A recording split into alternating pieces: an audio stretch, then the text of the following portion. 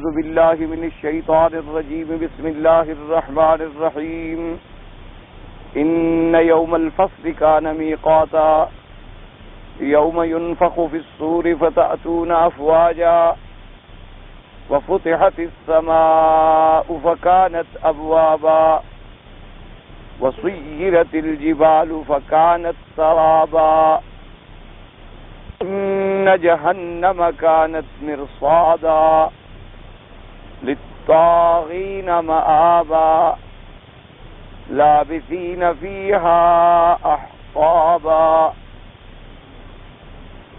لا يذوقون فيها بردا ولا شرابا إلا حميما وغساقا جزاء وفاقا إنهم كانوا لا يرجون حسابا وكذبوا بآياتنا كذابا وكل شيء أحصيناه كتابا فذوقوا فلن نزيدكم إلا عذابا۔ اللہ تبارک و تعالی نے سورۃ النبأ کی ان آیات مبارکہ میں یوم الفصل کے بارے میں ارشاد فرمایا ہے۔ جیسے کہ آپ سابقہ آیات میں پڑھ چکے ہیں کہ دلائل قدرت کے بیان کے بعد چونکہ یہ قاعدہ ہے کہ جہاں بھی ایسے مسائل آتے ہیں تو اس سے پہلے دلائل ہوتے ہیں،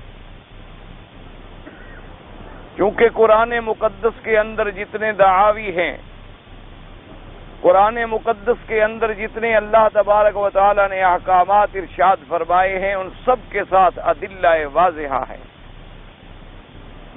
ادلہ قاطعہ ہیں کہ اگر کوئی آدمی عقل سلیم رکھتا ہے اور قلب سلیم رکھتا ہے اور ان دلائل میں غور کرے تو اسے لا محالہ اللہ کے حکم پر سر خم تسلیم کرنا ہوگا۔ تو آپ نے پڑھ لیے کہ پہلے اللہ نے اپنی شان قدرت کاملہ کا اظہار فرمایا کہ ہم نے زمینوں کو بچھایا۔ اللہ تبارک و تعالی نے فرمایا اس کے بعد کہ ہم نے تمہارے لیے نیند کو آرام اور راحت کی چیز بنایا، ہم نے رات کو تمہیں ڈھانپنے والا بنایا، دن کو تمہارے کمانے کے لیے روشن بنا دیا، اور پھر اللہ نے ہر چیز سے جوڑے جوڑے پیدا فرمائے، اور پھر فرمایا ہم نے آسمان اور بادلوں سے پانی کو برسایا، اور پھر اس پانی سے ہم نے تمہارے لیے روزی پیدا کی، تمہارے لیے سبزیاں اور فواکہ پیدا فرمائے، اور تمہارے لیے ہم نے اس سے باغیچے پیدا فرمائے، ایسے باغ جو بالکل گھنے ہیں، ایک دوسرے میں ملے ہوئے ہیں۔ تو جو پروردگار عالم اتنی بڑی زمین پیدا کرنے پہ قادر ہے، رات اور دن کے نظام کو چلانے پہ قادر ہے، جو پروردگار عالم تمہارے لیے نیند پیدا کرنے پہ قادر ہے، اللہ تبارک و تعالی ایک پانی سے تمہارے جوڑے بنانے پہ قادر ہے، تو یقیناً اس بات پہ قادر ہے کہ اس عالم کو فنا کر دے اور اس کے بعد دوسرا عالم لے آئے۔ اور وہ عالم کیا ہوگا؟ اللہ نے فرمایا کہ وہ فیصلے کا دن جو ہے اس کا بھی ایک میقات ہے، معلوم ہے، معین ہے اللہ کے ہاں۔ اس میں کوئی شبہ نہیں کہ اللہ تبارک و تعالی نے قیامت کی تعیین کا علم جو ہے وہ کسی کو نہیں دیا ہے۔ قیامت کا آنا برحق ہے، بعث بعد الموت برحق ہے، عالم آخرت کے جمیع احوال برحق ہیں، جنت دوزخ کا وجود برحق ہے، اور فیصلے کے بعد سزا اور جزا برحق ہے، لیکن قیامت کب ہوگی یہ علم اللہ کے پاس۔ اس لیے کہ یہ 5 مغیبات ایسے ہیں کہ جن کے بارے میں نصوص قطعیہ میں یہ بات واضح ہو گئی کہ لا یعلمہن الا اللہ، اللہ کے سوا کسی کو علم نہیں۔ بہرحال یہ باتیں آپ الحمدللہ کئی دفعہ پڑھ چکے ہیں کہ اگر علم نہیں ہے تو اس میں بھی اللہ کی حکمتیں ہیں کہ بندوں کا فائدہ اسی علم کے نہ ہونے میں، کیونکہ اللہ تبارک و تعالیٰ کا ہر فیصلہ خیر ہی خیر پر مشتمل ہوتا ہے۔ اگر انہوں نے اپنی مخلوقات کو علم عطا فرمایا ہے تو اس کا فیصلہ خیر اور برحق ہے، اور کسی چیز کا علم عطا نہیں فرمایا تب بھی برحق ہے۔ تو اس لیے اللہ نے قیامت کا علم جو ہے نہ کسی انبیاء کو دیا ہے اور نہ کسی ملک کو ملا ہے، نہ کسی اللہ کے ولی کو ملا ہے۔ ان اللہ عنده علم الساعہ، اسی کی ذات کے پاس ہے اس قیامت کی تعیین کا علم کہ کب ہوگی، کس گھڑی میں ہوگی اور کس وقت میں۔ باقی علامات اور اشارات کا ذکر کر دیا گیا ہے، احادیث مبارک میں بھی آیا ہے اور قرآن مقدس میں بھی آیا ہے۔ کچھ علامات ایسی ہیں جو قیامت کے آنے سے قبل ہوں گی، اور کچھ علامات ایسی ہیں جو نفخہ اولا کے وقت ہوں گی، اور کچھ علامات ایسی ہیں کہ جو نفخہ اولا اور نفخہ ثانیہ کے درمیانی وقفے میں ہوں گی، اور کچھ علامات ایسی ہیں جو نفخہ ثانیہ کے بعد ہوں گی، اور اس کے بعد پھر یوم حشر ہوگا، یوم فصل ہوگا۔ اس لیے اللہ نے فرمایا ان یوم الفصل کان میقات، اور اس کے بعد فرمایا کہ وہ ایسا دن ہوگا جب یوم ینفخ فی الصور، کہ جب سور میں پھونکا جائے گا اللہ کے حکم سے، تو تم آؤ گے جٹ کے جٹ بن کے، جماعتوں کے جماعتیں بن کے، جتھے کے جتھے بن کے۔ اور فرمایا کہ آسمانوں کو ایسے کھول دیا جائے گا کہ وہ ہو جائیں گے دروازے جیسے۔ جب دروازے کھول تو معلوم یہ ہوتا ہے کہ بھی یہ تو سارے دروازے ہی دروازے تھے۔ اور پہاڑوں کو ہم چلا دیں گے، وہ ایسے ہو جائیں گے جیسے ریتا، یعنی جیسے دور سے تمہیں سراب نظر آتا ہے اسی طرح، یعنی اور موقع پہ جاؤ تو کچھ نہیں ہوتا، اسی طرح پہاڑوں کا وجود بھی ختم ہو جائے گا۔ اور اس کے بعد اللہ تبارک و تعالی نے فرمایا کہ ان جہنم کانت مرصادا، کہ جہنم جو ہے وہ تاک لگائے ہوئے۔ مرصاد کہتے ہیں ایسی جگہ کا بنانا، جیسے بطور مثال میں عرض کر دوں تاکہ سمجھنے میں آسانی ہو جائے، کہ آپ نے دیکھا ہوگا یا سنا ہوگا شکاری جب شکار کھیلتے ہیں نا تو راستے میں مختلف جگہوں پر وہ ایک اوٹ بنا کے چھپ کے انتظار میں بیٹھ جاتے ہیں کہ شکار گزرا اور بس اسے گولی مار۔ وہ راستے میں کبھی درختوں کے اوپر، کبھی کسی درخت کے اوٹ میں، کبھی کسی ٹیلے کی اوٹ میں، وہ ایسے اور بالکل ایسے انتظار میں بیٹھے ہوتے ہیں۔ کیوں؟ وہ تو ایک ایک منٹ کی بات ہوتی ہے نا کہ اب شکار آیا اور تو گزر گیا آدمی نے درخت، اس لیے کہتے ہیں مرصاد۔ مرصاد ماننا جیسے کسی کی تاک میں بیٹھا۔ اب جہنم خود تاک میں ہے، یہاں دو قول ہے مفسرین کرام۔ ایک قول مبارک تو یہ ہے کہ وہ جہنم خود تاک لگائے انتظار میں بیٹھی ہے کہ دشمن آئے، مشرک کافر اور پکڑو۔ اور ایک انہوں نے کہا کہ مراد مبالغہ ہوتا ہے کہ جہنم تاک لگائے ہوئے، اصل میں تو جو جہنم پہ اللہ نے فرشتے لگ رکھے ہیں، اللہ تبارک و تعالی نے جو خزنہ جہنم معین کیے ہیں، وہ مشرکین اور کافرین کی تاک لگائے بیٹھے ہیں کہ جب بھی وہ آئیں گے، وقت آئے گا تو ان کو پکڑ پکڑ کے گھسیٹ کے جہنم میں ڈالا جائے گا۔ تو اس لیے انہوں نے کہا کہ مبالغہ یہ ہوتا ہے جیسے کسی کو کہہ دیتی ہے نا جی کہ زید عدل، کے زید تو جی سراپا عدل ہے، فلاں آدمی کا کیا پوچھتے ہو، وہ تو جی جود ہے، سراپا جود ہے۔ حالانکہ جود کو مانا سخاوت، اصل معنی تو یہ ہوتا ہے کہ وہ سخی ہے، وہ خود تو سخاوت نہیں، اصل معنی یہ ہوتا ہے وہ عدل کرنے والا ہے۔ اب بندہ تو عدل نہیں بن جاتا، تو مبالغہ یہ ہوتا ہے کہ جب آدمی اتنا عادل ہو کہ ہر کام میں عدل انصاف کرے، کہتے ہیں جی کیا پوچھتے ہو، تو عدل ہے، عدل کا مجسمہ ہے، وہ تو جناب شرافت کا مجسمہ ہے۔ حالانکہ مجسمہ تو انسان ہے، حالانکہ وہ تو بندہ ہے، اولاد آدم ہے، لیکن اس کی کثرت شرافت کی بنا پر مبالغہ میں اور لغات عرب میں یہ کثرت سے مثالیں ہیں، زید جود، زید عدل۔ اسی طرح جیسے کسی کو کہہ دیتی ہیں زید اسد، وہ فلانا تو شیر ہے جی، شیر، اب اسی معنی بہادر ہے۔ تو اسی لیے انہوں نے کہا کہ حقیقتاً تو جو جہنم پہ اللہ نے فرشتے رکھے ہیں، وہ فرشتے انتظار میں ہیں کہ موقع ملے، حکم ملے اور ہم کفروں کو گھسیٹ کے جہنم میں ڈالیں۔ تو اس لیے کہہ دیا گیا کہ جہنم گویا کہ تاک لگائے ہوئے۔ اب اگلی آیت کو ذرا غور سے سمجھیں چونکہ اس آیت میں تھوڑا سا اشکال۔ فرمایا ان جہنم کانت مرصادا للطاغین مآبا، کہ سرکشوں کے لیے وہ ٹھکانہ ہے، لوٹنے کی جگہ ہے، للطاغین مآبا لابثین فیہا احقابا لا یذوقون فیہا بردا ولا شرابا الا حمیما وغساقا۔ اب اللہ نے فرمایا کہ جہنم جو ہے وہ طاغین کا ٹھکانہ ہے۔ مآبا کہتے ہیں، آبا یا اوبو باب سے ہے، یعنی جیسے ہر جانور، ہر انسان لوٹ پھر کے پھر اپنے گھر لوٹ آتا ہے، اصل ٹھکانہ اس کا گھر ہوتا کہ سارا دن ڈیوٹی پہ گیا، کام پہ گیا، تجارت پہ گیا، شام کو لوٹ کے پھر اپنی جگہ پہ آتا۔ اسی طرح جانور چرنے کے لیے جنگلوں میں نکل جاتے ہیں، لوٹ کے پھر اپنے ٹھکانے پہ آتے۔ اسی طرح پرندے جو ہیں وہ اڑ جاتے ہیں، لوٹ کے اپنے پھر گھونسلے میں آ جاتے۔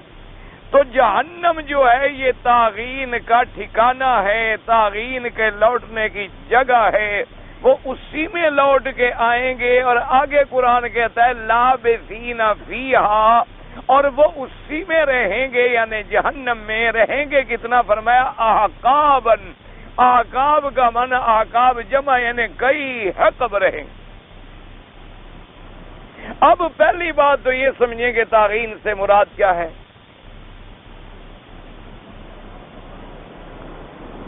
اگر طاغین سے مراد لیا جائے مشرکین اور کافرین، اصل میں طاغین کا لفظ جو ہے یہ ہے طغیان سے مادہ ایک ہے، طغایتری سے معنی حد سے نکلنے والا، حد سے تجاوز کرنے والا۔ تو جو مومن مسلمان ہے وہ تو اللہ کے حدود میں رہتا ہے اور حدود سے تجاوز نہیں کرتا۔ اللہ نے اسے بھی آزادی بخشی ہے، اللہ نے انسان کو آزادی بخشی ہے، کھاتا ہے، پیتا ہے، چلتا ہے، شادی کرتا ہے، رہتا ہے، لیکن اس آزادی کے لیے بھی کچھ حدود مقرر ہیں۔ کیا معنی؟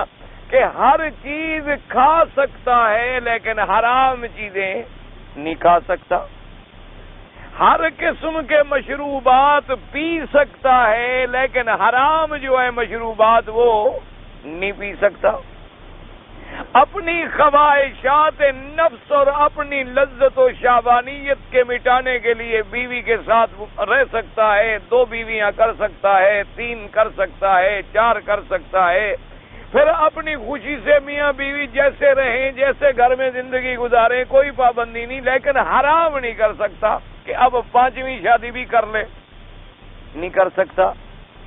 ایک بہن اگر اس کے نکاح میں آ گئی ہے تو اب دوسری بہن کو بھی نکاح کر کے اکٹھا رکھے، نہیں رکھ سکتا۔ اسی طریقے سے پھوپھی بھتیجی ہے، خالہ اور اس کی بھانجی ہے، ان کو جمع نہیں کر سکتا۔ تو اب حدود آ گئے، یعنی حدود کے اندر تو اس کو آزادی ہے کہ 4 بیویاں حلال ہیں۔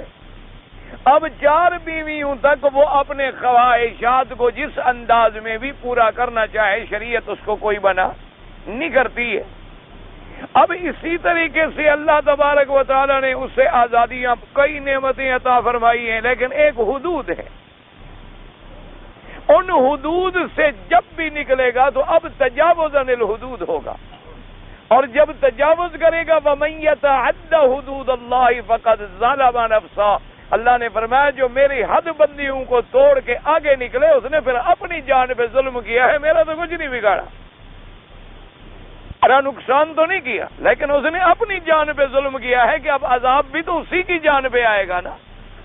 تو گویا اس نے حدود سے نکل کر اپنی جان پر فقط ظلم نفسہ، اس نے اپنی جان پہ، اپنی ذات پہ ظلم کیا۔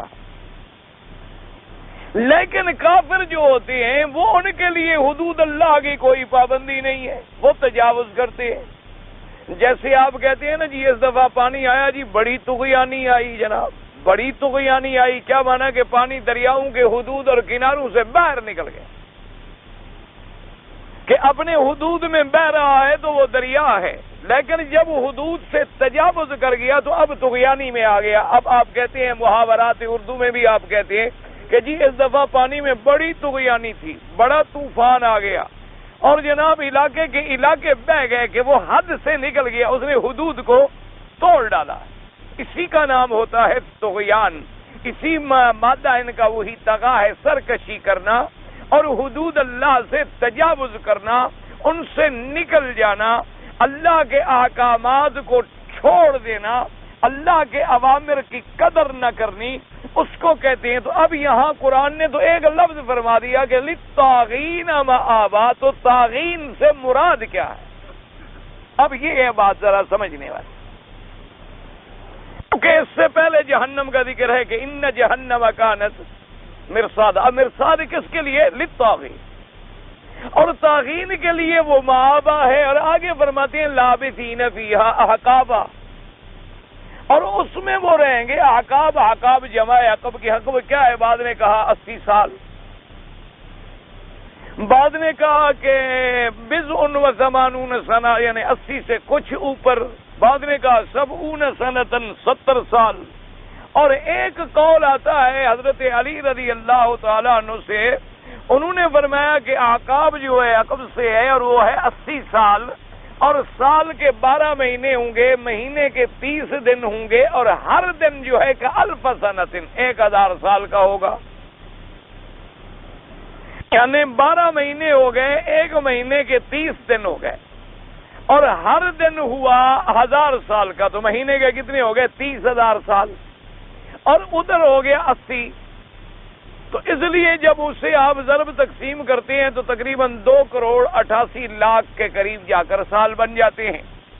یہ تو ہوا یعنی ایک حقبہ کی مدت، اور آگے اللہ نے فرمایا کہ کئی احقاب وہ رہیں گے، تو اس لیے معلوم ہوا کہ بہت بڑی لمبی مدت ہوگی۔ لیکن اس پر یہ اشکال جو مشکل بات ہے وہ یہ ہے کہ اگر مراد ہیں کافر، تو چاہے 2,88,00,000 سال بھی ہوں یا 2 ارب سال بھی ہوں، لیکن کبھی نہ کبھی تو وہ ختم ہو جائیں گے نا، کبھی نہ کبھی تو وہ پھر ختم ہو جائیں گے، جب چیز گننے میں آ جائے تو محدود ہو گئی۔ اسی لیے ایک روایت میں آتا ہے کہ کافروں کو اگر یہ پتہ چل جائے کہ تم نے جہنم میں رہنا ہے جتنی ریت کے ذرات ہیں اور جتنی پانی کے قطرات ہیں، تو نے کہا پھر بھی وہ خوش ہو جائیں گے، کہیں گے چلو اس کے بعد تو نکلیں گے نا، کبھی نہ کبھی تو وہ مدت ختم ہوگی نا۔ اور انہوں نے کہا کہ اگر اہل جنت کو یہ بتلا دیا جائے کہ تم جنت میں رہو گے لیکن اتنی مدت رہو گے جتنی ریت کے ذرے ہیں یا پانی کے قطرے ہیں، تو انہوں نے کہا مومن جو ہے وہ اداس ہو جائے گا کہ بھئی چلو بڑی لمبی مدت ہو گئی، اربوں سال ہوگی، لیکن کبھی نہ کبھی تو پھر نکل جائیں گے نا جنت۔ اور حالانکہ یہ اصول ہے اور قاعدہ ہے، اور قاعدہ منصوص ہے نص قطعی کے ساتھ کہ کافر مشرک جو ہے وہ جہنم میں ہمیشہ رہے گا، خالدین فیہا ابدا، وہ اس سے کبھی باہر نہیں نکلے گا۔ حتیٰ کہ اللہ تبارک و تعالی نے فرمایا کہ ان کے لیے عذاب جو ہے عذاب دائم ہوگا، وَلَهُمْ عَذَابٌ مُقِيمٌ، اور کئی مقامات پہ فرمایا خالدین فیہا ابدا۔ اور اسی طرح اہل جنت کے بارے میں جب اللہ کی رحمت سے جنت کا فیصلہ ہو جائے گا تو وہ بھی جنت میں رہیں گے ہمیشہ، خالدین فیہا ابدا۔ اب نہ ان پہ موت آئے گی، نہ ان کو جنت سے نکالا جائے گا، نہ ان کے لیے کبھی کوئی اخراج کی صورت ہوگی، اور نہ کبھی ان کا جنت سے دل بھرے گا کہ چلو جی اب باہر جا کے کہیں سیر اور کرائیں، یہ تو جنت ہم نے دیکھ لی۔ نہ فرمایا نہ ان کا دل بھرے گا، نہ ان کی سیرابی ہوگی، اور نہ انہیں جنت سے نکالا جائے گا۔ اسی طرح جب کافر ہے اور مشرک ہے، اس کا فیصلہ جہنم کا ہو گیا، وہ بھی خالدین فیہا ابدا، وہ ہمیشہ جہنم میں رہے گا۔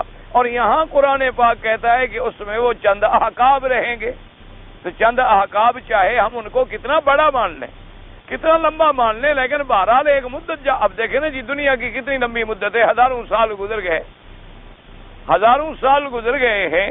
آپ جو 1400 یا 1500 یا 14ویں صدی یا 15ویں صدی گنتے ہیں، یہ تو حضور پاک کے زمانے کے بعد ہے نا، یہ تو حضور صلی اللہ علیہ وسلم کی بعثت کے بعد جب سے تاریخ ہجری کی بنیاد رکھی گئی تو اس سے شمار ہونا شروع ہو گیا، تو آج تک آگے 14 صدیاں گزر گئیں اور 15ویں صدی جو ہے وہ شروع ہو گئی۔ لیکن جو زمانہ حضرت آدم علیہ السلام سے اگر لگائیں وہ تو کئی ہزار سال گزرتا۔ اسی لیے جیسے کہ اب 600 سال پہلے حضور پاک سے تو حضرت عیسیٰ علیہ السلام گزرے ہیں، اور تقریباً آتا ہے روایات میں کہ 4000 سال گزر چکے سیدنا ابراہیم الخلیل علیہ السلام، اور پھر سیدنا ابراہیم الخلیل علیہ السلام اور نوح علیہ السلام کے زمانے میں ہزاروں سال ہے۔ تو اس لیے اگر آپ پوری دنیا کی عمر لگانا چاہیں اور شمار کرنا چاہیں وہ تو ہزاروں سال ہیں، اور آگے بھی اللہ کو پتا ہے کہ ابھی کتنی باقی ہے۔ یہ تو ہمارے یہاں جی حالت تھی نا جی، بس 14ویں صدی آ گئی، لوگوں نے تو فیصلہ کر لیا تھا نا بھی 14ویں صدی بس ختم ہوگی، دنیا ختم ہو گئی۔ یعنی جس کا علم اللہ نے انبیاء کو نہیں دیا، ہمارے جاہلوں کو ہے۔ اللہ نے علم اپنے نبیوں کو بھی نہیں عطا فرمایا، ملائک کو بھی نہیں عطا فرمایا، فرشتوں کو بھی نہیں عطا فرمایا کہ قیامت کب ہوگی، لیکن انہوں نے جناب پوری دنیا میں شور رکھا کہ 14ویں صدی آ گئی اور 14ویں صدی آ گئی اور 14ویں صدی آ گئی اور 14ویں صدی گزر جائے گی تو یہ ہو جائے گا، اور ابھی جناب 15ویں شروع ہے۔ ویسے منصوبہ بندیاں 21ویں صدی کی ہو رہی ہیں اور 20ویں صدی کی ہو رہی ہیں، اور پتہ نہیں ہے کہ ہم رات بھی زندہ رہیں گے یا نہیں رہیں گے، یہ ہمیں کوئی پتہ نہیں۔ تو بہرحال یہ تو ایک جہالت ہے۔ تو اب ہم اگر مان لیں کہ بھائی وہ بڑی لمبی مدت رہیں گے، بڑی لمبی مدت رہیں گے، لیکن مدت لمبی کتنی کیوں نہ ہو؟ دیکھو نا جی، ایک آدمی کو سزا ہو جاتی ہے 20 سال، تو آدمی حیران ہو جاتے 20 سال، لیکن جناب وہ 20 سال گزار کے نکل آتا ہے، پھر بھی وہ باہر آ جاتا ہے، اور کافروں نے کبھی جہنم سے باہر آنا نہیں ہے۔ تو لہٰذا یہ ایک اشکال ہے، اس بات کو سمجھیے۔ یہ کئی آیتوں میں ایسا اشکال لگتا ہے اور پھر آدمی کے لیے پریشانی ہوتی ہے کہ بھئی اب اس کو کیسے حل کیا جائے۔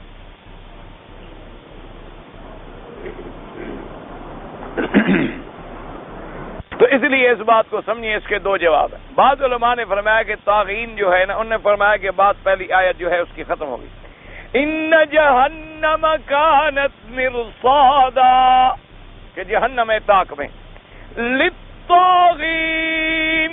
انہوں نے کہا طاغین سے کون مراد ہے؟ انہوں نے کہا کافرین مشرکین نہیں، بلکہ طاغین سے وہ مراد ہے کہ گمراہ فرقے، کلمہ تو پڑھتے تھے، یعنی کلمہ شریف تو پڑھتے تھے، لیکن اس کے ساتھ ساتھ وہ راستے سے اور پٹڑی سے ہٹ گئے تھے۔ کوئی صحابہ کے دشمن بن گئے، کوئی اہل بیت کے دشمن بن گئے، کسی نے نعوذ باللہ جنت کا انکار کر بیٹھے، کسی نے کوئی اور بات کر لی، کوئی معتزلہ، خوارج، روافض، جہمیہ، کرمیہ، جبریہ، قدریہ، فرق ضالہ، جتنے ہیں یہ جتنے فرقے ہیں، اور جو اہل الاہواء ہیں، اپنی خواہشات کی پیروی کرنے والے، کہ ہیں مسلمان، کلمہ بھی پڑھتا ہے، قبروں پہ بھی جھکتا ہے، کلمہ بھی پڑھتا ہے، قبروں کے طواف بھی کرتا ہے، کلمہ بھی پڑھتا ہے، قبروں پہ جا کے اعتکاف بھی کرتا ہے، کلمہ بھی پڑھتا ہے، قبروں کے منتیں بھی باندھتا ہے، کلمہ بھی پڑھتا ہے، غیر اللہ کے استغاثے بھی کرتا ہے، اور پھر ساتھ یہ بھی کہتا ہے نہیں اللہ وحدہ لا شریک ہے، میں تو اللہ کو مانتا ہوں، میں تو حضور صلی اللہ علیہ وسلم کو مانتا ہوں۔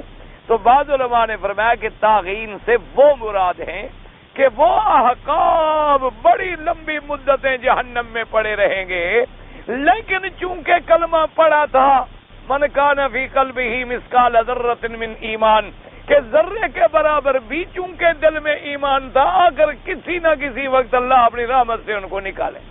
اس لیے انہوں نے فرمایا کہ اس سے مراد مشرکین اور کافرین نہیں، بلکہ ان سے مراد وہ فرقے ہیں جو گمراہ فرقے ہیں، جو گم کردہ راہ فرقے ہیں، فرق ضالہ ہیں، اور ان کے بنیادی فرقے جو ہیں وہ عام طور پہ روافض ہیں، خوارج ہیں اور معتزلہ ہیں، اور پھر معتزلہ میں انواع ہیں، اقسام ہیں، کئی فرقے ہیں۔ اسی طرح اہل اہواء ہیں کہ جو اپنی خواہشات نفس کی پیروی کرتے ہیں، اپنی طرف سے ایک بات کو اچھا سمجھتے ہیں اور اسی کو دین سمجھ کے منانے کے لیے بھاگتے ہیں کہ ہم جو کام کر رہے ہیں یہ بھی دین ہے اور اللہ کی رضا ہے، چاہے اس میں قرآن میں ثبوت نہ ملے، حدیث پاک میں ثبوت نہ ملے، اور ان کو سمجھایا بھی جائے، وہ کہتے ہیں جی اللہ میاں نیت پہ پھل دیتا ہے۔ حضرت ہماری تو نیت اچھی ہے نا، ہماری نیت بری نہیں ہے۔ اس لیے جب کوئی لوگ بدعت کرتے ہیں نا جی، انہیں آپ سمجھائیں کہ میاں یہ کیا 11ویں تم کر رہے ہو اور یہ کیا تم نے بنا رکھا ہے، یہ تم کو کہتے ہیں جی گزارش ہے، قرآن میں بھی نہیں ہے، حدیث میں بھی نہیں ہے، لیکن بہرحال خیرات ہے نا، ہماری نیت تو اچھی ہے، نیت تو بری ہے نہیں، اور اللہ تبارک و تعالیٰ نیت کے مطابق جو ہے آدمی کو پھل دیتے ہیں۔ لیکن اچھی نیت کر کے تم چوری کرنی شروع کر دو کہ میں چوری کروں گا اور جو مال ملے گا غریبوں کو دوں گا، تم کو نیت تو میری بڑی اچھی ہے کہ اس لیے کہ جب بڑے آدمیوں کا مال چراؤں گا تو جتنے غریب ہیں، بیوہ ہیں، یتیم ہیں، مسکین ہیں، ان کی مدد کروں گا، میری نیت اچھی ہے، لہذا مجھے چوری کی سزا نہ دی جائے۔ تو کوئی عقل مندی کی بات ہے؟ آپ کہیں چونکہ میری نیت اچھی ہے اس لیے میں اس کی جیب کاٹ لوں، بھاری ہو گئی ہے، اتنا بڑا لمبا چوڑا بٹوا بیچارہ لے کے تکلیف میں پھر رہا ہے، تو اس لیے ذرا وزن بھی اس کا کم ہو جائے گا، اور یہ پیسے جو ہیں میں جا کے پھر مسکینوں کو تقسیم کر دوں گا، میری نیت بڑی اچھی ہے۔ جرم ہے، ارتکاب جرم ہوتا ہے، اس لیے نیت کا کیا مطلب ہے؟ نیت کا معنی یہ ہوتا ہے ہمارے صالحہ کا اعتبار ہوتا ہے۔ اللہ تبارک و تعالی رحمت فرمائے، جب تک آدمی کتاب و سنت کے حدود کے اندر نہیں رہے گا، تجاوز کرے گا، وہ تو بھٹک جائے گا۔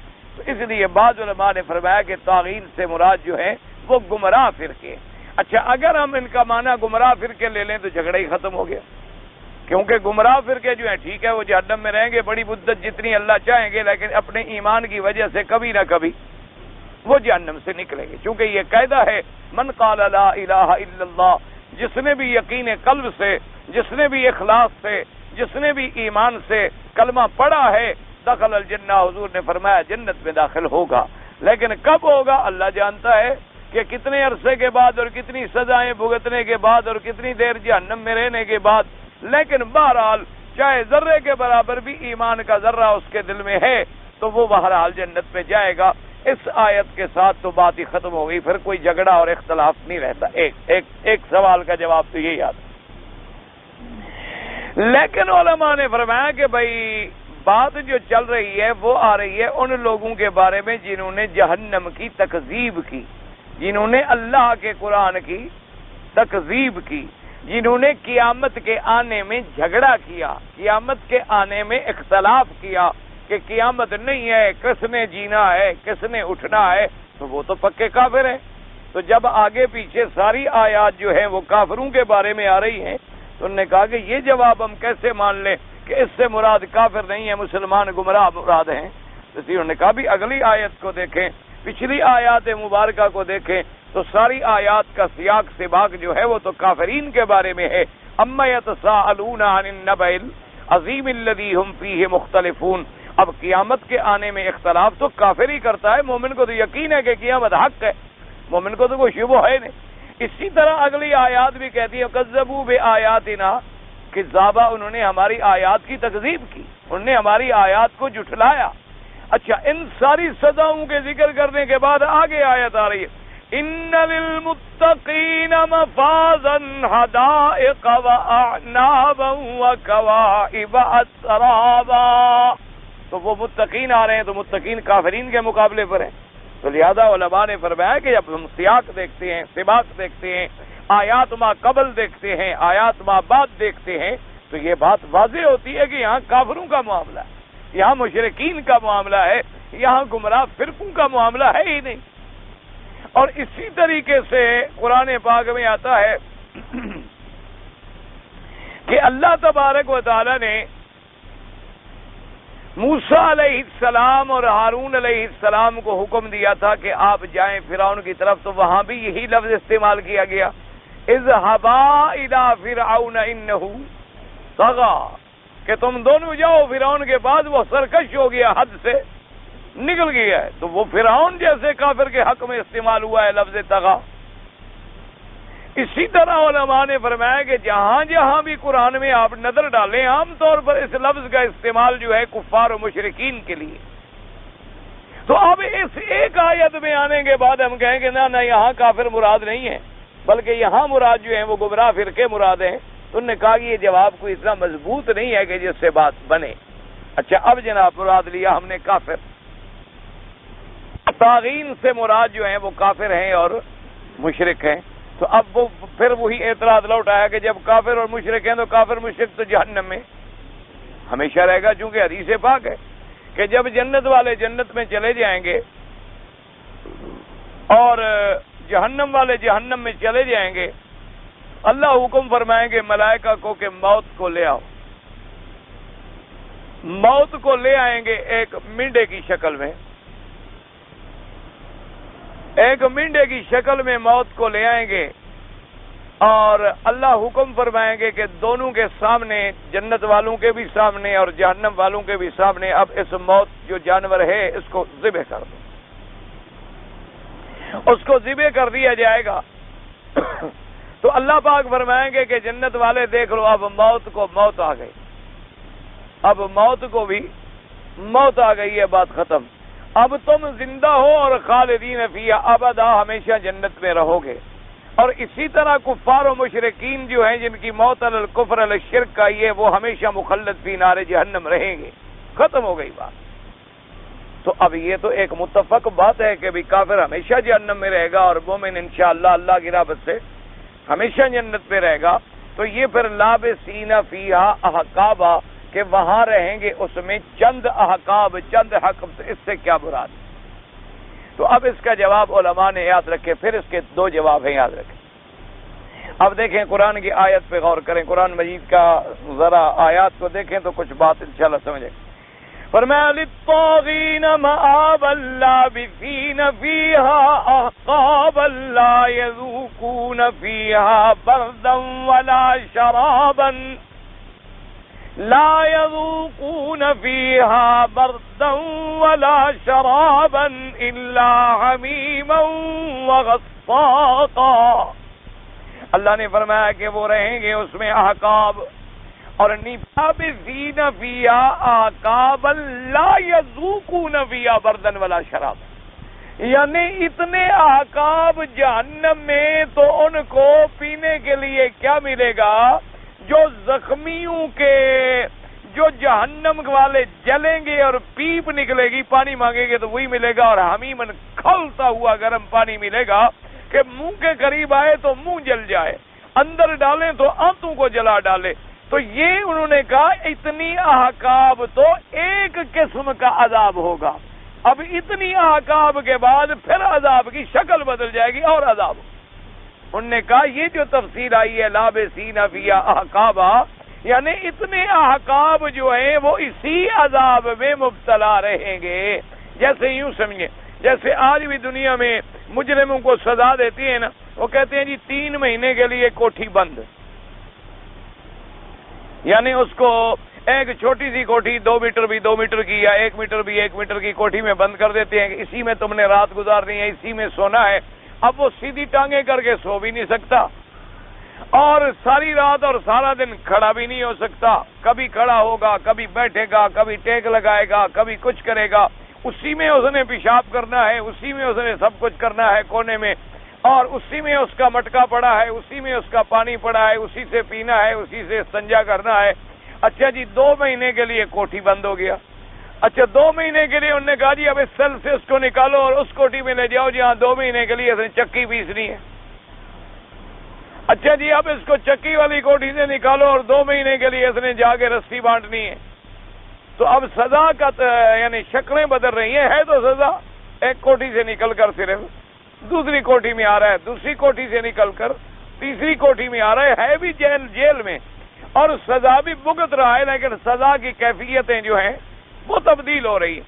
اس لیے انہوں نے کہا کہ اتنی لمبی چوڑی مدت جو ہے ان کے لیے صرف یہ ہوگی کہ وہ ٹھنڈا چکھ بھی نہیں سکیں گے، یعنی کوئی ایسی چیز جو ان کی ٹھنڈک کا باعث بنے، ان کے پینے کا باعث بنے، بلکہ مانگیں گے تو کیا ملے گا؟ حمیم و غساقا، کھولتا ہوا پانی اور جہنمیوں کے آنکھوں سے بہتا ہوا پانی اور زخموں سے بہتی ہوئی پیپ جو ہے وہ ان کو پینے کے ملے گی. اتنی احقاب تو صرف یہی سزا ہوگی. اس کے بعد پھر سزا کے انواع ہوں گے، انواع من العذاب ہوں گے. جیسے اللہ کی رحمتوں کی کوئی حد نہیں ہوگی، اسی طرح پر جہنم کے عذاب کے انواع کی بھی کوئی حد نہیں ہوگی. کبھی کوئی عذاب ملے گا، کبھی کوئی عذاب ملے گا، کبھی کوئی عذاب ملے گا.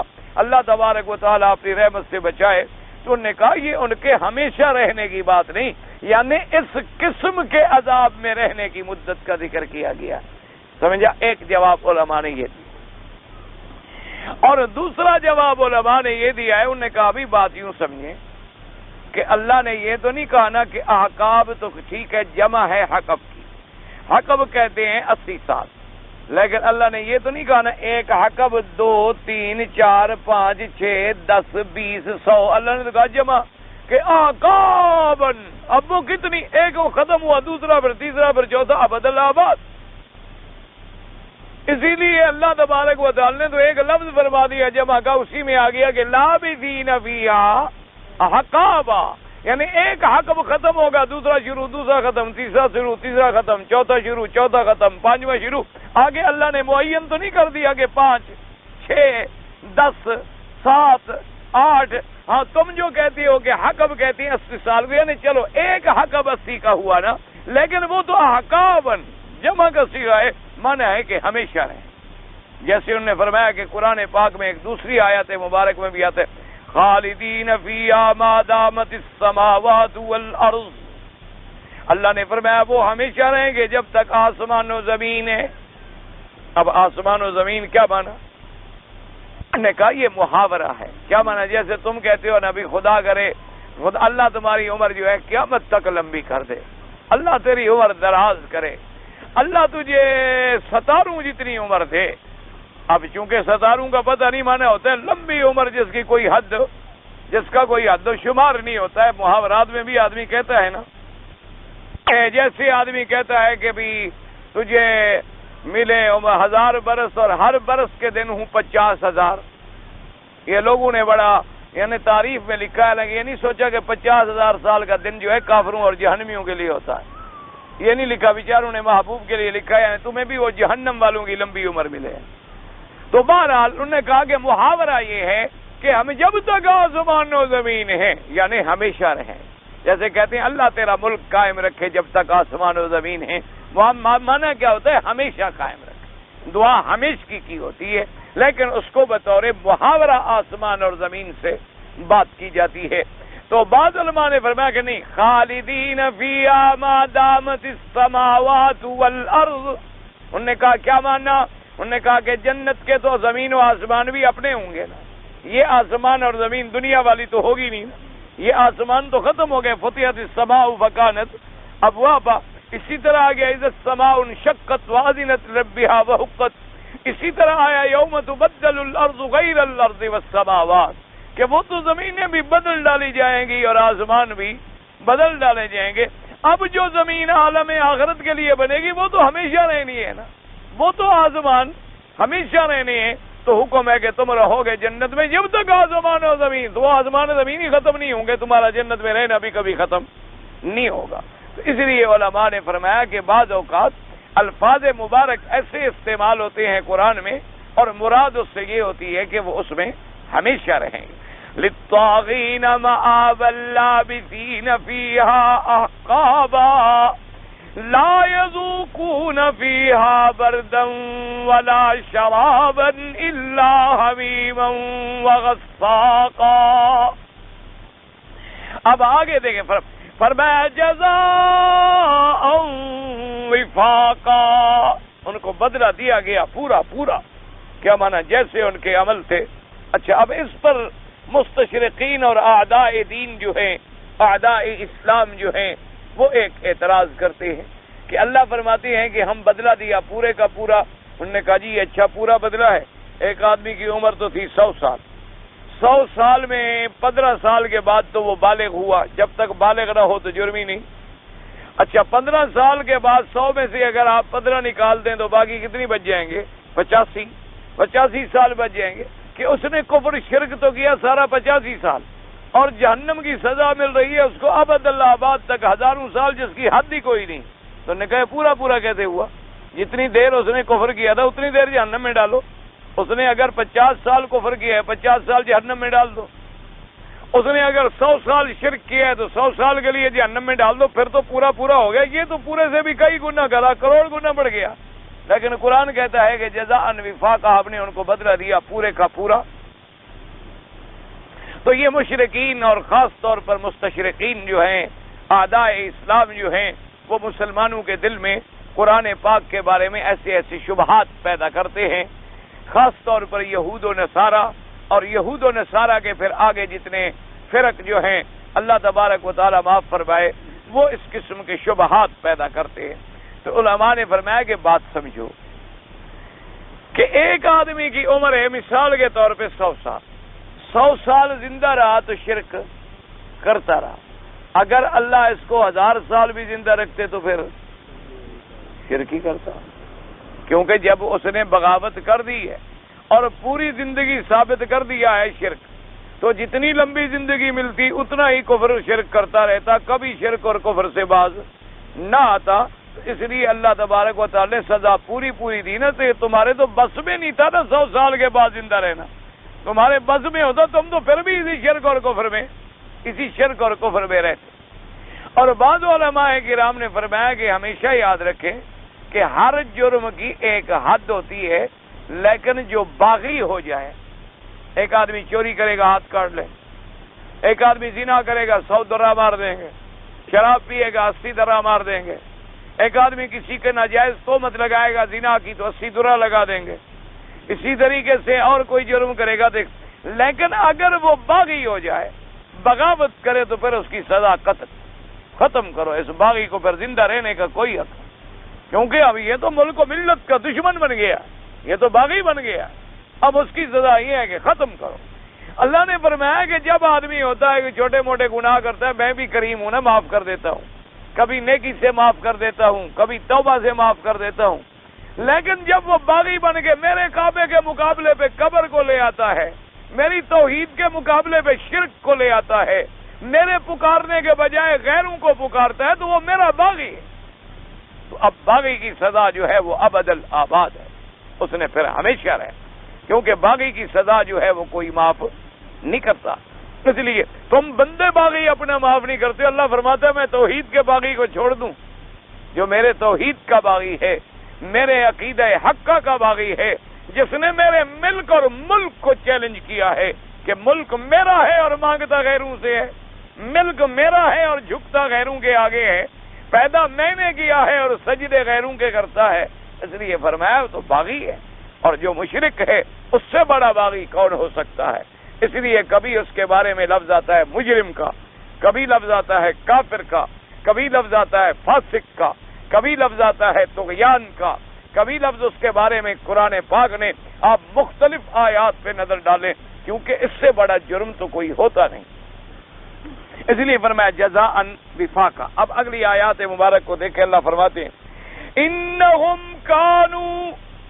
انہم کانوا لا یرجون حسابا وکذبوا بآیاتنا کذابا۔ اللہ نے فرمایا ان کو ہم نے جو سزا دی، انہم یعنی وہ کافر، وہ جہنمی، یہ امید نہیں رکھتے تھے حساب کی، کیونکہ لفظ رجا کا معنی ہوتا ہے امید، اور بعد میں کہا کہ یرجونا کا معنی لا یخافونا، جیسے کہ قرآن پاک میں ایک دوسری آیت میں آتا ہے لا یرجون للہ وقارا، یہاں بھی معنی انہوں نے کہا یہ ہے کہ انہم کانوا لا یرجون حسابا، یہ نہیں خوف رکھتے تھے حساب کا، ان کو ڈر ہی کوئی نہیں تھا کہ کل کو قیامت آئے گی، کوئی حساب ہوگا، کتاب ہوگا، اللہ کے ہاں پیشی ہوگی۔ اس لیے اللہ نے فرمایا کہ ہم نے ان کو یہ سزا دی ہے کہ ان کو امید ہی نہیں تھی، ان کو یقین ہی نہیں تھا، ان کو خیال ہی نہیں تھا، بلکہ ان کو خوف ہی نہیں تھا۔ انہم کانوا لا یرجون حسابا، اور فرمایا کہ اس کی وجہ کیا، وَكَذَّبُوا بِآيَاتِنَا كِذَّابًا، کذابا مصدر تکذیبا، فرمایا اور انہوں نے جھٹلایا، انہوں نے تکذیب کی ہے ہماری آیات کی، جو ہم نے قرآن میں دلائل دیے ہیں ان کو بھی جھٹلایا، ہم نے اپنے پیغمبر بھیجے ان کو دلائل دیے، انہوں نے ان کو بھی جھٹلایا، ہم نے نشانیاں دی اپنے حقائق اور مسائل حقہ کے لیے، انہوں نے ان کی بھی تکذیب کی۔ تو جب انہوں نے جھٹلایا ہے اور ان کو اللہ کی حاضری کا خوف نہیں تھا، اور مومن جو ہے وہ اللہ کی آیات کی تصدیق بھی کرتا ہے اور اللہ سے ڈرتا بھی ہے، اور اس کو اگلی پیشی کا فکر بھی ہوتا ہے، جیسے کہ آپ نے پڑھا ہے انشاءاللہ یا پڑھیں گے قرآن مقدس کی ایک آیات مبارک میں کہ قیامت کے دن جب اللہ کے دربار قائم ہوگا، ایک مومن بندے کو اللہ پاک حکم دیں گے بھی نام عمل دو، نام عمل مل گیا،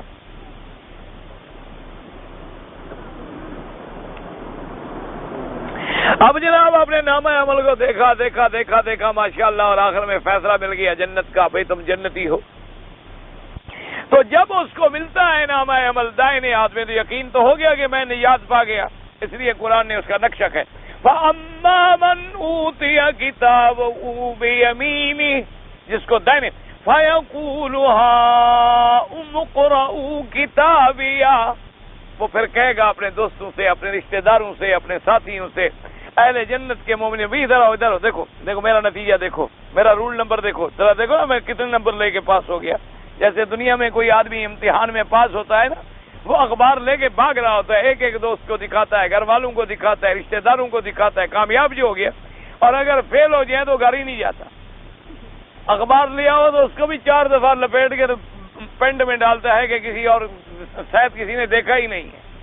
اور اگر کوئی پوچھ بھی لے کہ بھی ہمارا وہ تمہارے نتیجے کا کیا ہوگا، جی ابھی پتہ نہیں ہے، پتہ کروں گا کل، حالانکہ پتہ ہے اخبار جیب میں ڈالا ہوا ہے شریف آدمی، وہ چھپاتا پھرتا ہے۔ تو جب کامیاب ہو جاتا ہے ذکر، اس لیے وہ مومن بھی کہے گا فَيَقُولُ هَاؤُمُ اقْرَءُوا كِتَابِيَهْ إِنِّي ظَنَنْتُ أَنِّي مُلَاقٍ حِسَابِيَهْ، مجھے تو یقین تھا نا کہ میں نے اللہ کے دربار میں جانا ہے، مجھے تو یقین تھا کہ میرا حساب ہوگا، مجھے تو یقین تھا کہ میری پیشی ہوگی، اس لیے دیکھو میں نے پھر اچھے کام کیے، آج اللہ نے مجھے کامیاب کر دیا۔ تو اس لیے جناب یہاں بھی قرآن کہتا ہے کہ یہ کافر تو ایسے بدبخت ہیں، ان کو تو یوم حساب کا خوف ہی نہیں تھا، ان کو تو کوئی امید ہی نہیں تھی کہ ہم نے اٹھنا بھی ہے اور خدا کے دربار میں پیش بھی ہونا ہے اور حساب بھی ہوگا، اسی لیے تو انہوں نے پھر ہماری آیات کو جھٹلایا، ہماری آیات کی تکذیب کی۔ لیکن آگے پھر اللہ پاک اپنے کمال علم کا ذکر کرتے ہیں، پہلے کمال قدرت کا ذکر تھا نا، اسی لیے میں نے ہمیشہ آپ کو عرض کیا نا کہ توحید کے مسئلے کے لیے 2 چیزیں بڑی ضروری ہیں، کہ ایک کامل فی العلم اور ایک کامل فی القدرت۔ پہلے بتایا تھا نا الم نجعل الارض مہادا والجبال اوتادا وخلقناکم ازواجا وجعلنا نومکم سباتا، پڑھتے ہیں، وہ کمال فی القدرت تھا کہ اللہ تبارک و تعالیٰ اپنی قدرت میں اتنی کامل ہیں، زمینوں کو بچھایا، آسمانوں کو بنایا، تمہارے جوڑے پیدا کیے۔ اب اللہ پاک کا کمال فی العلم ہے، فرماتے ہیں وَكُلَّ شَيْءٍ أَحْصَيْنَاهُ كِتَابًا، کہ ہر چیز، کل شیء، ہر چیز، ذرہ جو ہے ہم نے محفوظ کر کے لکھ رکھا ہے۔ حالانکہ اللہ تبارک و تعالیٰ اگر کتاب میں نہ بھی لکھیں تب بھی ان کے پاس علم ہے، کیونکہ اللہ کی صفت علم جو ہے ما کان وما یکون وما هو کائن الی یوم القیامہ، یہ اللہ کی صفت ہے اس علم کی۔ لیکن اس کے باوجود ہی اللہ نے فرمایا صرف یہ نہیں کہ ہم جانتے ہیں نا، ہم نے سب کچھ لکھ رکھا ہے، اور پھر تمہیں پڑھائیں گے کہ پڑھو، دیکھ لو، تاکہ پھر تمہیں اللہ کے فیصلے پر کسی قسم کا کوئی عذر اور معذرت باقی نہ رہ جائے۔ تو یہ کمال فی العلم آ گیا، کمال فی القدرت بھی آ گیا اور کمال فی العلم بھی آ گیا، کہ ہر چیز کا ذرہ ذرہ ہمارے پاس گنا ہوا ہے، لکھا ہوا ہے، جانچا ہوا ہے، محفوظ ہے، اور اس کو ہم نے ایک کتاب میں جمع کر دیا ہے، اور پھر ہر بندے کے اپنے نامہ اعمال ہیں، پھر وہ تمام نامہ اعمال ایک کتاب میں جا کے درج ہوتے ہیں۔ فرمایا ہر چیز جو ہے ہمارے پاس لکھی ہوئی ہے، ہمارے پاس محفوظ ہے، ہم نے اس کا احصاء کیا ہوا ہے۔ یہ نہیں ہے کہ تمہاری کوئی چیز جو ہے وہ رہ جائے، کوئی چیز جو ہے وہ بچ جائے، کوئی چیز جو ہے وہ چھوٹ جائے۔ اس لیے فرماتے ہیں کہ جب یہ سب کچھ ہے اور تمہارے سارے عمل بھی سامنے ہیں، تو اب نتیجہ کیا نکلے گا؟ فَذُوقُوا فَلَن نَّزِيدَكُمْ إِلَّا عَذَابًا۔ اس لیے روایت میں آتا ہے کہ اللہ تبارک و تعالی فَذُوقُوا، ان کو کہا جائے گا، اللہ فرمائیں گے، حکم دیں گے ملائکہ کو، ان کو کہہ دو کہ فَذُوقُوا، اب چکھو، فَلَن نَّزِيدَكُمْ إِلَّا عَذَابًا، اب ہرگز نہیں زیادہ کریں گے تم پر مگر عذاب، کہ ذرا چھٹکارا بھی لے، ذرا تخفیف ہو جائے، ذرا تمہیں مہلت مل جائے عذاب جہنم سے، نانا، اب تو عذاب بڑھتا چلا جائے گا، بڑھتا چلا جائے گا۔ اس لیے حضرت عبداللہ ابن عمر رضی اللہ تعالی عنہما فرماتے ہیں کہ سب سے سخت آیت جو ہے کافروں کے لیے یہی آیت، فرماتی ہے اشد آیت للکفار، یہ سب سے بڑی سخت آیت ہے کفار کے لیے، مشرکین کے لیے، مجرمین کے لیے، کہ ان کے عذاب میں تخفیف کا تو سوال ہی پیدا نہیں ہوتا، البتہ بڑھوتری ہوگی۔ اس لیے فرمایا فَذُوقُوا فَلَن نَّزِيدَكُمْ الا عذابا، اس لیے صحابہ فرماتے بڑی سخت آیت ہے کہ اب نہیں بڑھے گا تمہارے لیے مگر عذاب۔ اور اسی طرح جیسے کہ آپ مختلف آیات مبارکہ میں پڑھ چکے ہیں کہ جیسے عذاب بھی اقسام کے ہوتے ہیں، بعض عذاب ہوتے ہیں جن کا جسم سے تعلق ہوتا ہے اور بعض عذاب ہوتے ہیں جن کا روح سے تعلق۔ اب دیکھو نا، جیسے ایک آدمی ہے بیوی نافرمان ہو، ایک آدمی ہے اس کا بچہ نافرمان ہے، ایک آدمی ہے اس کے گھر میں کوئی جھگڑا ہے۔ اب حالانکہ ظاہراً تو وہ تندرست ہے، کھاتا ہے پیتا ہے، کپڑے ہیں، لباس ہے، مکان ہے، محل ہے، پلنگ بچھے ہوئے ہیں، ایئر کنڈیشن چل رہے ہیں، اچھے خاصے کھانے آئے ہوئے ہیں، بیوی کا منہ مشرق میں ہے اور خاوند کا منہ مغرب میں ہے، بیٹھے ہیں دونوں جل رہے ہیں اندر اندر، بولتے بھی کوئی نہیں۔ اب ظاہر میں تو کچھ نہیں، ظاہر میں تو بڑے مزے میں بیٹھے، اب باہر نکلیں گے تو لوگ دیکھیں گے ماشاءاللہ جی بڑے جناب لباس پہن کے نکل رہا ہے، اور جناب جب دروازہ کھول کے اندر جائے گا کہے گا پھر اسی جہنم میں آ گیا، پھر اسی مصیبت میں آ گیا۔ اور جناب دونوں بیٹھے، بیوی کھانا بھی رکھ رہی ہے، پانی بھی رکھ رہی ہے، سفرہ بھی بچھا رہی ہے، سارا انتظام کر رہی ہے، لیکن جب بیٹھی ہیں تو ایک کا منہ ادھر ہے، ایک کا دل نہیں ملتے، مزاج نہیں ملتا ہے، گھر جہنم بنا ہوا اللہ تبارک و تعالی۔ تو یہ ایک روحانی قسم کے عذاب ہوتے ہیں۔ ایک تو کافروں کو عذاب ملے گا پھر کہا بھی جائے گا تاکہ ان کو روحانی عذاب بھی ہو کہ اب چکھو مزہ عذاب کا۔ بعض علماء نے کہا کہ اکثر جگہوں پر لفظ آیا ہے ذوقو، جیسے یہاں لفظ آیا ہے ذوقو چکھو، اسی طرح ابھی پچھلی آیت میں بھی ہے کہ لا یا ذوقو نہ بھی ہے، یعنی وہ ذرے کے برابر بھی نہیں چکھیں گے، ذرے کے برابر بھی نہیں چکھ۔ تو جب اتنا بڑا عذاب چکھنا ہو تو پھر آگے حقیقت عذاب کی کیا ہوگی؟ حقیقت عذاب کی تو پھر کوئی نہیں جانتا نا مگر اللہ تبارک و تعالی۔ اس لیے اللہ تبارک و تعالی نے فرمایا کہ ان کو جیسے جسمانی عذاب ہو رہا ہوگا اسی طرح ان کو پھر روحانی عذاب بھی ہم دیں گے، کہ اللہ فرشتوں کو حکم دیں گے کہ اب ان کو کہہ دو کہ فذوقوا فلن نزیدکم، ہرگز نہیں زیادہ کریں گے تم پر مگر عذاب ہی عذاب، یعنی ہمیشہ عذاب میں رہو گے اور انواع من العذاب میں رہو گے۔ اللہ ہر مسلمان کو عذاب سے بچائے اور ہم سب کا اور تمام کلمے پڑھنے والوں کا خاتمہ ایمان پہ فرمائیں، اور اپنی رحمت سے عذاب قبر سے بچائیں، عذاب محشر سے بچائیں اور جنت الفردوس نصیب فرمائیں۔ زکوٰۃ جو ہے ہم مشرک کو دے سکتے ہیں نہیں،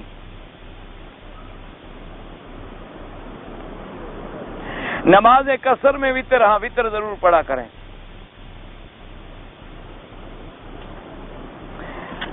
کہتا ہے جی اگر ورثہ تقسیم ہو رہا ہو، یعنی باپ مر گیا، میراث میں ہمارا بھی حصہ ہے، بہن کا بھی حصہ ہے، لیکن بہن نے خود بول دیا کہ میں اپنا حصہ نہیں لیتی، اور کیا پھر بھی وہ حقدار ہے؟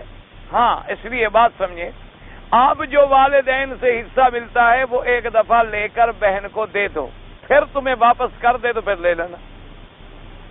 جب اس کو یقین ہو کہ تم نے دینا ہی نہیں تو جھگڑا کیوں بول لے؟ بیچاری وہ ڈر کے مارے کہہ دیتی ہے بھائی میں نہیں لیتی، اس کو پتا ہے شام کو بھائی ڈنڈا لے کے مجھے گھر سے نکال دیں گے، اس لیے وہ بیچاری کہہ دیتی ہے جی میں نے کیا کرنا ہے، میں تو عورت ہوں، بس آپ کا ہی ہے، آپ ہی بھائی ہیں، سب کچھ ہے، کوئی نہیں۔ دینے کا معنی یہ ہے کہ تم وراثت بہن کے نام منتقل کر دو، اس کی جائیداد اس کے حوالے کر دو، اس کے قبضے میں دے دو، اور اس کو گواہوں کے سامنے کہہ دو کہ میری بہن یہ اللہ نے تمہیں دیا ہے، میرا تھوڑا ہے۔ جیسے میں اپنے باپ کے ورثے میں حقدار ہوں اسی طرح تم بھی حقدار ہو، یہ تو تمہیں شریعت نے حصہ دیا ہے، میں نے نہیں دیا، اس لیے تم اپنا حصہ لے لو۔ اگر میں چھوڑ کر نہ چھوڑو، تم لے لو، اپنے بچوں کو دینا، آگے دینا، کہیں دینا، اپنے لیے خیرات کر دینا، کوئی آخرت کا انتظام کر دینا۔ اور پھر چند مہینے گزرنے کے بعد بہن کہتی ہے نہیں بھائی تم لے لو، میں تمہیں دیتی ہوں، اس کی مرضی ہے، وہ تمہیں دے دے، ذرا تجربہ تو کرو، کبھی دیتی ہے، پھر ایک دفعہ ذرا تجربہ کر کے تو دیکھو نا۔ جیسے کہتے ہیں جی بیوی نے حق بار معاف کر دیا، معاف جو نہ کرے طلاق لے، نہ معاف جو نہ کرے بیچاری کیا کرے، ایمان سے کوٹ اللہ کے کعبے میں بیٹھے ہیں۔ اب جو بیوی کو ہم کہیں جی ہم نے آپ کا حق المار دینا ہے، مہربانی کرو معاف کر دو، کہا جی معاف ہے، آپ اس کو دے دیں پھر تمہیں دے دے، پھر میں دیکھوں تمہیں معاف کیا ہے اس نے کہ نہیں کیا۔ لکھنے کے وقت لکھ دیتے ہیں نا جی 1 مربع زمین حق المہر، 15 لاکھ کی 1 کوٹھی حق المہر، اور جناب 1 عدد کار حق المہر۔ اب جب دینے کا وقت آتا ہے تو سانس آ جاتا ہے یہیں، پھر جناب بیوی سے کہتا ہے اب گھر میں رہنا ہے یا معاف کرنا ہے؟ معافی کرے گی، یہ کوئی معافی شافی نہیں ہے، جہنم میں بھگتنا ہو۔ عذاب بھگتنا ہوگا. جو لکھا ہے دو، اس کے ملک کر دو، اس کے حوالے کر دو، پھر وہ اپنی خوشی سے تمہیں معاف کر دے. اس کی مرضی ہے، معاف کر دے. لیکن اگر 100 میں 1 بھی معاف کر دے تو مجھے آ کر بتانا. جو 100 ریال تم اس کو دیتے ہو، اس نے وہ کبھی تمہیں واپس دیا ہے؟ ایک تجربہ کر لو. مثلا بیوی کو جا کے دیتے ہو 200 ریال، 500 ریال، یہ تمہارا ہے، اس نے وہ کبھی تمہیں دیا ہے؟ تو حق المال والا تمہیں سارا دے دے گی. عقل کی بات ہے. ڈر کے مارے بیچاری چپ رہتی ہے. ہمارا جھگڑا ہوتا رہتا ہے کہ ایک آدمی کہتا ہے کہ مولوی مکی جو ہے نا وہ نبی کو بشر مانتا ہے، نور نہیں مانتا. بالکل بھی جھگڑا نہ کیا کرو. مولوی مکی نہیں، قرآن نبی کو بشر مانتا ہے. مولوی مکی کی کیا طاقت ہے؟ نہ اگر آپ حضور کو بشر نہیں مانتے تو پھر حضور صلی اللہ علیہ وسلم کے والدین کے بارے میں کیا کہو گے؟ حضور صلی اللہ علیہ وسلم کی اولاد کے بارے میں کیا کہو گے؟ پھر نور کی اولاد بھی بناؤ گے، بیٹے بھی بناؤ گے، ماں باپ بھی بناؤ گے، دین سارا بگاڑ دو گے. پھر حضور صلی اللہ علیہ وسلم پہ بھوک آئی، حضور پہ تکلیف آئی، حضور پاک نے پیٹ پہ پتھر باندھے، حضور صلی اللہ علیہ وسلم کے دندان مبارک زخمی ہوئے، حضور پاک نے زخم برداشت فرمائے، حضور پاک نے ہجرت فرمائی. تو اگر بشریت سے انکار کر دو، اور ایک بات یاد رکھو، اگر انبیاء کو بشریت سے نکال دو تو باقی تمہارے پلے میں رہے گا کیا؟ اللہ کے نبی بشر ہوتے ہیں، سید البشر ہوتے ہیں.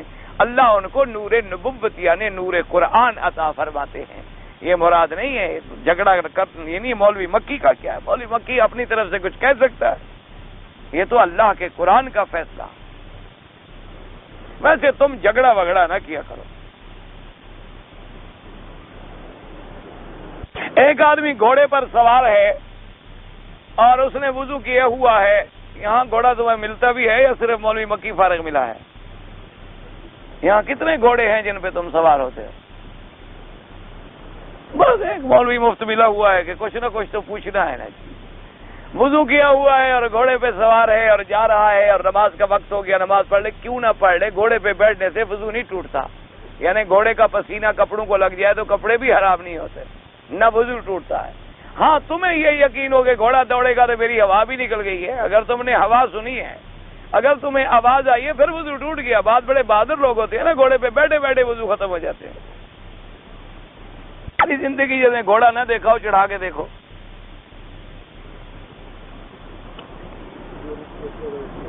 ایک آدمی ریاض سے مکہ آ گئے، ٹیکسی والے نے میقات پہ نہیں روکا اور اس نے مسجد عائشہ سے احرام باندھا. دم ہو گیا؟ بالکل ہو گیا. ٹیکسی والے کے پابند، تم شریعت کے پابند ہو، ٹیکسی والے کا کیا ہے؟ تمہارا کام تھا کہ میقات کی اس کو پابند کرتے یا میقات سے پہلے احرام باندھ کے بیٹھ جاتے. تو چادریں باندھنی تھی نا. جب ٹیکسی میقات سے گزر رہی تھی لبیک اللہم لبیک پڑھ لیتے، بات ختم ہو گئی. کوئی ضروری نہیں تھا کہ 2 رکعتیں پڑھو، کوئی ضروری نہیں تھا کہ غسل کرو. تم 2 چادریں باندھ کے تیار ہو کے بیٹھ جاتے کہ ابھی آگے میقات آنے والا ہے اور جب ٹیکسی گزرے گی تو میں لبیک پڑھ لوں گا، بات ختم ہو گئی. لہذا دم ادا فرمائیں تاکہ آئندہ تمہیں مسئلہ انشاءاللہ یاد رہے گا. والدہ اگر فوت ہو جائے تو اس کی وارث اس کی اولاد ہے تو اولاد وارث ہوگی. پھر بہن بھائی کا کیا مسئلہ ہے؟ جب اولاد موجود ہے بات ختم ہو گئی. بہت علماء کہتے ہیں کہ ایک ہڈی مل جائے تو جنازہ، ایک ہڈی پر تو کوئی جنازہ نہیں ہوتا. یعنی اگر کوئی چیزیں ملی ہیں اور مومن ہے اور مرا ہے تو اس کو اکٹھا کر کے پھر جنازہ پڑھا جاتا ہے. یعنی ایک ہڈی کیا پتا اسی بندے کی ہے کس کی ہے.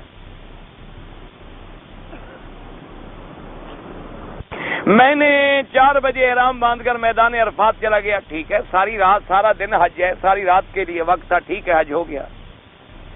اگر رشتہ داروں میں کوئی آدمی قرض دار ہے تو میں زکوٰۃ دے سکتا ہوں. ہاں، باپ دادے کو نہ دو، اسی طرح ماں نانی کو نہ دو. باقی رشتہ دار اگر غریب ہے، مقروض ہے اور اس کے پر قرضہ ہے ضرور دو تاکہ وہ بیچارہ قرض ادا کرے. اور تمہیں اس میں 2 ثواب ملیں گے، ایک خیرات کا، ایک صلہ رحمی کا. اگر مجھے حرم میں کام کرتا ہوں، مثلا لوگ مجھے کبھی دے دیتے ہیں 50 100 200 400 دے دیا، خیرات 10 روپے دے دیے، وہ اکٹھے ہوتے رہے، اس پر زکوٰۃ ہوگی. تو جب تمہارا ملک ہو جائے گا، پیسے بڑھ جائیں گے، زکوٰۃ ہوگی. چاہے کوئی دے دے، اب تو تمہارے ہیں نا وہ پیسے، کسی نے دے دیے ہیں اور وہ اتنی جمع ہو گئے ہیں ماشاءاللہ کہ بھیک مانگنے والا بھی اب زکوٰۃ والا بن گیا ہے، تو دینا پڑے گا. اگر ہم حرم میں کام کرتے ہیں اور 2-2.5 سال کے بعد ہمیں چھٹی ملتی ہے تو ہم کیا کریں؟ بیوی کا نکاح نہیں ختم ہوتا، نکاح ٹھیک ٹھاک ہے، تمہارا فکر نہ کرو. 2 سال کے بعد 1 مہینے 2 مہینے کی چھٹی مل جاتی ہے، ٹھیک ہے، کوئی بات نہیں. لیکن کوشش یہ کیا کرو کہ آدمی جب کنٹریکٹ کرے تو اسی وقت کر لے. 1 سال بیوی کو منگا لیا، 1 سال چھٹی پہ چلے گئے تاکہ دونوں کے حقوق ادا ہوتے رہے. اسے نکاح نہیں ٹوٹتا. اگر تبلیغی جماعت کے ساتھ چلا جاؤں 25 سال تک باہر رہنے کے بعد واپس گھر، ایسا کوئی مسئلہ نہیں کہ 25 سال تک کوئی باہر رہا ہو.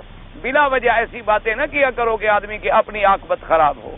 جو لوگ الحمدللہ جاتے ہیں وہ شریعت کے تم سے زیادہ پابند ہے اور وہ پورے حقوق ادا فرماتے ہیں. جب وہ کسی بندے کا حق نہیں کھاتے، تمہاری روٹی نہیں کھاتے، تمہاری چائے نہیں پیتے، تو ان کو اللہ کے نزدیک اپنے بیوی بچوں کے حقوق کا کوئی خیال نہیں ہوتا. ایسے لوگ باتیں بناتے ہیں تاکہ حق والوں سے نفرت دلائی جائے، ورنہ ایسی کوئی بات نہیں. الحمدللہ وہ لوگ شریعت کے پابند ہیں، دین کا کام کر رہے ہیں. اگر تم دین کا کام نہیں کر سکتے تو بلا وجہ اعتراض اور بہتان نہ لگایا کرو تاکہ اللہ تبارک و تعالیٰ کے ہاں ہم پکڑے نہ جائیں. میقات پر گاڑی نہیں روکی، طائف سے آ رہا تھا. بھائی نہیں روکی، یہ دم ادا فرمائیں. آپ کسی آدمی کو مریض ہے، اس کو خون کی بڑی سخت ضرورت ہے، ایک گروپ کا خون بھی بڑا مشکل ہوتا ہے یار. تو بہرحال اس کی کوئی آدمی مدد کرے جس کا ایک گروپ ہو. ویسے بہرحال آپ انشاءاللہ مجھے ملیں ان کا کوئی آدمی تو میں کوشش کروں گا، اللہ کرے گا. کوئی ڈاکٹر صاحبان سے منت کریں گے، کچھ مہربانی کرتے ہیں اللہ کے گھر کی وجہ سے، شاید تمہارے لیے کوئی بندوبست خدا کرا دے. اللہ مجھے بھی توفیق دے، اور کسی کا تعلق ہو تو وہ بھی کوشش کرے، کیونکہ خون ہوتا ہے لیکن یہ گروپ بڑا مشکل سے ملتا ہے. یہ بڑا خاص قسم کا، میرا اپنا یہی ہے، اور تو بڑی مشکل سے حاصل ہوتا ہے. بہرحال آپ مجھے ملے، اللہ مدد کرے گا. ورنہ آپ یوں کریں، جدے میں ملتا بھی ہے، فروخت بھی ہوتا ہے. اگر وہ غریب ہو تو چند آدمی پیسے ملا کر خرید. بہرحال آپ کا کوئی آدمی مجھے ملے عشاء کے بعد، انشاءاللہ کوشش کریں گے، اللہ مدد کرے گا. اگر نماز ظہر سے پہلے کوئی آدمی تحیت المسجد پڑھے، تحیت الوضو پڑھے تو اس کی وہ 4 رکعتیں ادا ہو جائے گی؟ نہیں، یہ تحیت المسجد نوافل ہیں، 4 رکعت سنت مؤکدہ ہے، وہ علیحدہ پڑھے، یہ علیحدہ پڑھے. اللہم صلی علی سیدنا محمد وعلی آل سیدنا محمد وبارک وسلم. یا اللہ یا رحمان یا رحیم یا حی یا قیوم یا ذی الجلال والاکرام. یا اللہ عالم اسلام پہ اپنی رحمت نازل فرما. یا اللہ عالم اسلام کی عزت کا فیصلہ فرما. یا اللہ کفر کی ذلت کا فیصلہ فرما. یا اللہ بیماروں کو شفا عطا فرما، بے حیاؤں کو حیا عطا فرما، بے دینوں کو دین عطا فرما، بے اولادوں کو اولاد عطا فرما. یا اللہ مجاہدین کشمیر، افغانستان، فلسطین کی نصرت فرما. یا اللہ حرمین الشریفین کو قیامت تک ہر فتنے سے محفوظ فرما. یا الہ العالمین، یا ارحم الراحمین، ہمیں مانگنا نہیں آتا، بغیر مانگے عطا فرما. یا اللہ ہمارے خاندان کی، بچوں کی، بھائیوں کی، دوستوں کی، سب کی حفاظت فرما. یا اللہ مسلمان کا بچہ جہاں جہاں ہے اس کی جان، مال، آبرو، عزت کی حفاظت فرما. یا الہ العالمین، یا ارحم الراحمین، جتنے مقروض ہیں ان کے قرض ادا فرما، جتنے بیمار ہیں ان کو شفا کاملہ عطا فرما. یا اللہ ہماری روحانی، جسمانی، ظاہری، باطنی بیماریاں، پریشانیاں دور فرما.